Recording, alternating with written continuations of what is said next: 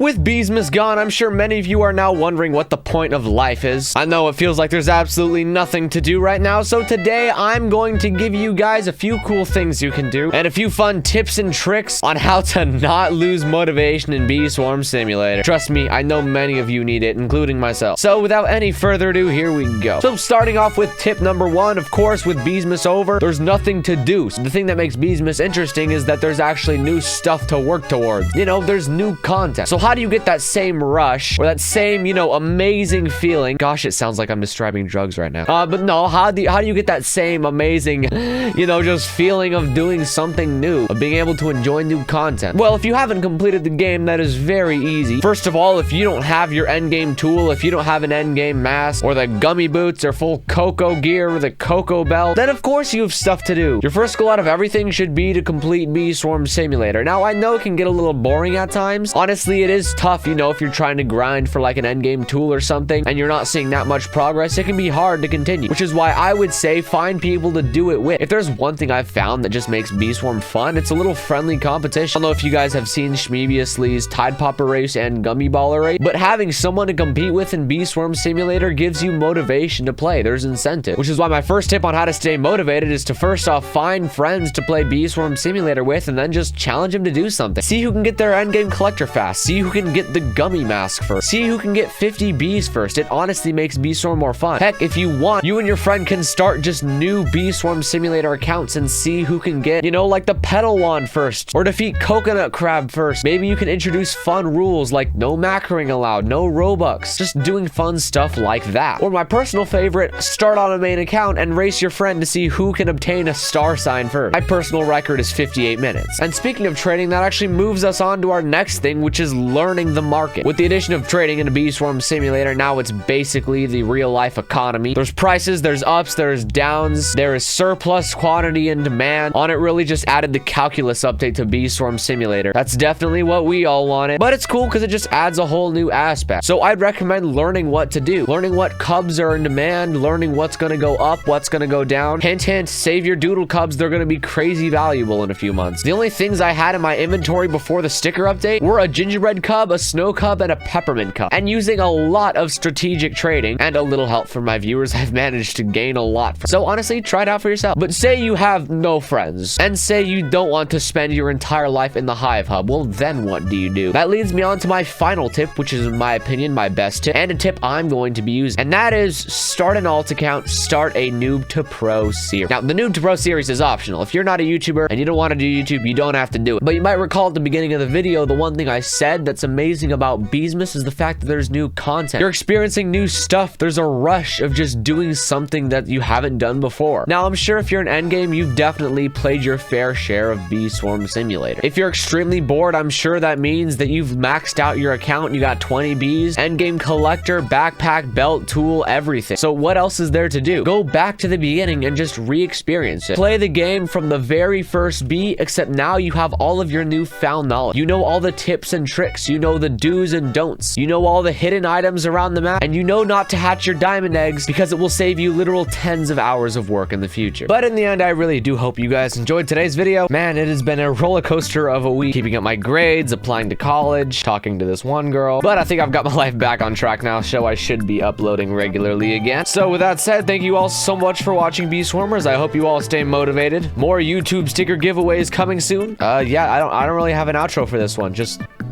peace out.